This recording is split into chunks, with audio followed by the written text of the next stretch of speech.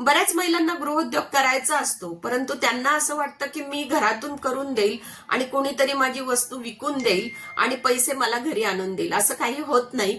त्याच्यामुळे आपल्याला जर उद्योग करायचा असेल तर आपल्याला मात्र कष्ट घ्यायला लागतात. आपल्याला स्वतःला पहिल्यांदा मार्केटिंग करावं लागतं, नंतर तुम्ही दुसऱ्यांना मार्केटिंग करायला देऊ शकतात.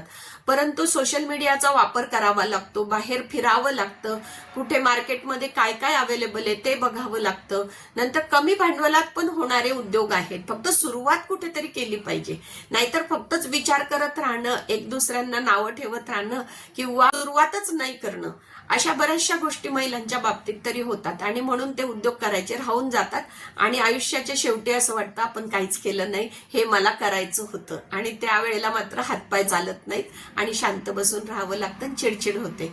म्हणून आपल्याला एखादा गृहोद्योग करायचा असेल तर तो कोणता करायचा आहे तेवढ्यावरच कॉन्सन्ट्रेट केलं आणि तेवढ्याच गोष्टी आपण जर बघत राहिलो तर एखाद्या महिन्यामध्ये तुमचा अभ्यास होऊन जातो आणि तुम्हाला छोटी तरी सुरुवात घरापासून करता येते. हस्तकलेच्या बिझनेस बद्दल मी एक व्हिडिओ केलेला आहे, तो नक्की पहा तुम्ही. छोट्याशा भांडवलामध्ये तुम्ही सुरुवात करू शकता, पण सुरुवात केली पाहिजे.